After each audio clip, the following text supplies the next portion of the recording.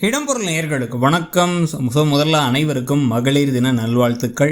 இன்றைக்கி பார்த்தீங்க அப்படின்னா இன்றைக்கி எபிசோடில் பாக்யலட்சுமி சீரியலில் பார்த்திங்க அப்படின்னா உண்மையாகவே நம்ம நாட்டில் பெண்களுக்கு, நம்ம நாட்டில் உள்ள உலகத்திலே பெண்களுக்கு அவங்களோட முன்னேற்றத்துக்கு எத்தனை தடைகள் இருக்குது அப்படிங்கிறது இன்றைக்கி எபிசோடில் பார்த்தாலும் தெரிஞ்சுக்கலாம். கூடவே இருந்து குடிபறிக்கிறவங்க, அவங்க வளரக்கூடாதுன்னு நினைக்கிறவங்க, ஆணாதிக்க மனப்பான்மையில் என்ன விட பெருசாகிடக்கூடாதுன்னு நினைக்கிறவங்க, பெருசாகிறவங்கள கீழே பிடிச்சி இழுத்து தள்ளி விடுறவங்கன்னு சொல்லிட்டு பல பேர் இருப்பாங்க. அதனுடைய மொத்த உருவமாக முதல் ஆளாக இருக்கிறது ஒரு பக்கம் கோபி, இன்னொரு பக்கம் பார்த்திங்க அப்படின்னா ஈஸ்வரியும் ஒரு கேட்டகரியில் சொல்லலாம்.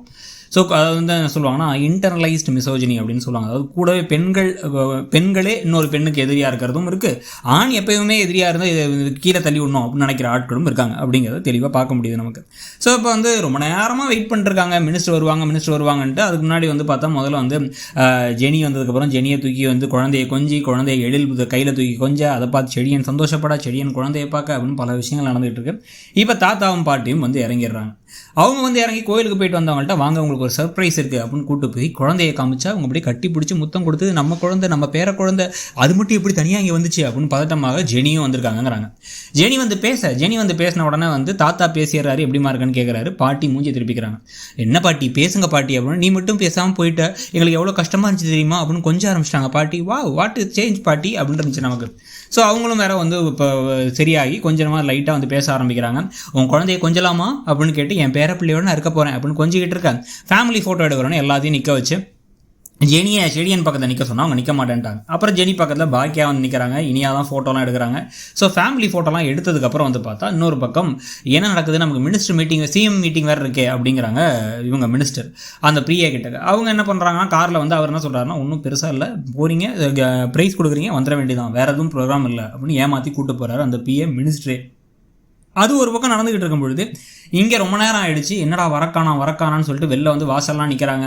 அங்கே வந்திருக்கவங்க எல்லாருமே என்னாச்சு, லேட்டாச்சு, வருவாங்களா மாட்டாங்களான்னு பேச, வீட்டில் நம்ம ஏரியாவில் இருக்க பெரியவங்க யாரையா கூப்பிட்டுருக்கலாம், மினிஸ்டர்லாம் கூப்பிடணுமா அப்படின்னு அந்த பக்கம் ஈஸ்வரி ஒரு பக்கம் புலம்ப. உடனே வர முடியாதுன்னு சொல்ல வேண்டியதானே, ஏன் இப்படி பண்ணுறாங்க, மினிஸ்டர் இப்படி பண்ணது ரொம்ப தப்புக்கா அப்படின்னு அந்த பக்கம் பார்த்தா இவங்களும் புலம்பிகிட்டு இருக்காங்க செல்வியும்.